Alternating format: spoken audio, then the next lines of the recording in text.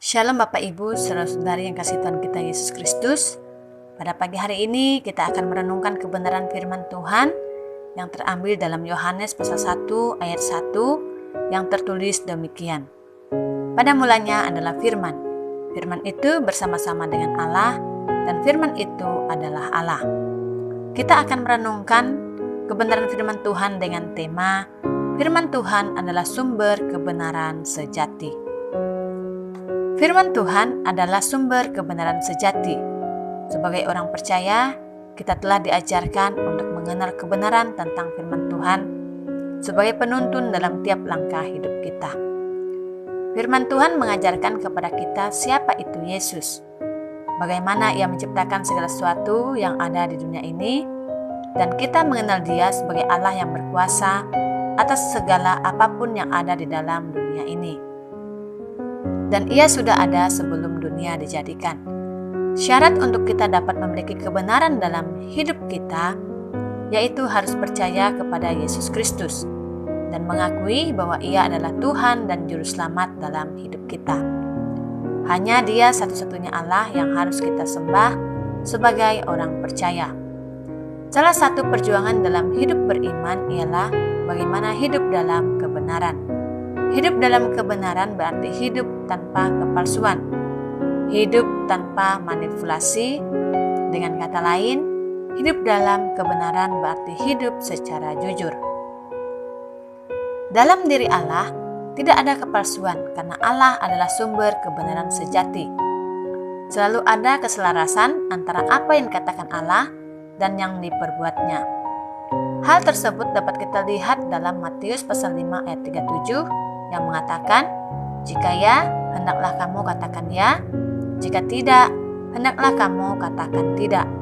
Apa yang lebih daripada itu berasal dari si jahat. Hal ini mengajarkan kepada kita bahwa sebagai orang yang hidup dalam kebenaran, kita harus memiliki prinsip hidup. Yesus sendiri di dalam hidup selalu memperjuangkan kebenaran itu. Kebenaran Yesus itu dibuat dalam bentuk pengajaran-pengajarannya tentang kerajaan Allah. Semua itu dapat dilihat bahwa tindakan-tindakannya dan cara hidupnya. Alkitab adalah firman Tuhan yang berotoritas dalam kehidupan orang percaya. Melalui Alkitab, Allah menyatakan diri dan kehendaknya. Ia adalah sumber makanan rohani orang percaya untuk bertumbuh ke arah keserupaan dengan Kristus. Itu sebabnya orang percaya perlu membaca Alkitab, merenungkannya, serta menaatinya dalam hidup sehari-hari. Sebagaimana yang tertulis dalam 2 Timotius pasal 3 ayat 16-17 mengatakan, segala tulisan yang diilhamkan Allah memang bermanfaat untuk mengajar, untuk menyatakan kesalahan, untuk memperbaiki kelakuan, dan untuk mendidik orang dalam kebenaran. Melalui firman Tuhan ini, hal yang diajarkan Tuhan Allah kepada kita yaitu pertama, mengajarkan kebenaran tentang firman dan karyanya, tentang manusia dan tentang dunia, maupun kehidupan kita di dalam dunia. Kedua, menyatakan kesalahan pengajaran yang tidak sesuai dengan kebenaran. Ketiga, memperbaiki kelakuan yang salah. Keempat, mendidik orang dalam kebenaran. Tujuan pengajaran firman Tuhan ini adalah untuk memperlengkapi tiap orang percaya melakukan perbuatan baik. Apa yang perlu kita perhatikan dalam mempelajari Alkitab? Yang pertama yaitu sikap hati. Terambil dalam Lukas pasal 8 ayat yang ke-15.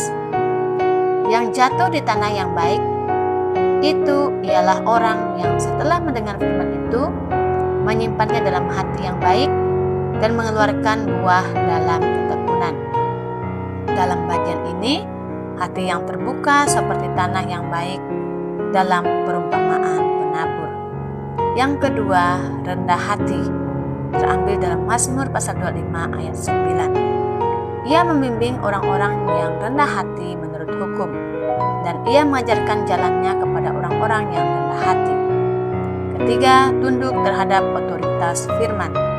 Terambil dalam Yohanes pasal 15 ayat 7-8. Jikalau kamu tinggal di dalam aku dan firmanku tinggal di dalam kamu, Mintalah apa saja yang kamu kehendaki, dan kamu akan menerimanya. Dalam hal inilah Bapa-Ku dipermuliakan, yaitu jika kamu berbuah banyak, dan dengan demikian kamu adalah murid-murid-Ku. Karena hanya dengan taat melakukan firman-Lah, kita akan terus bertumbuh dan menjadi makin dewasa dalam iman.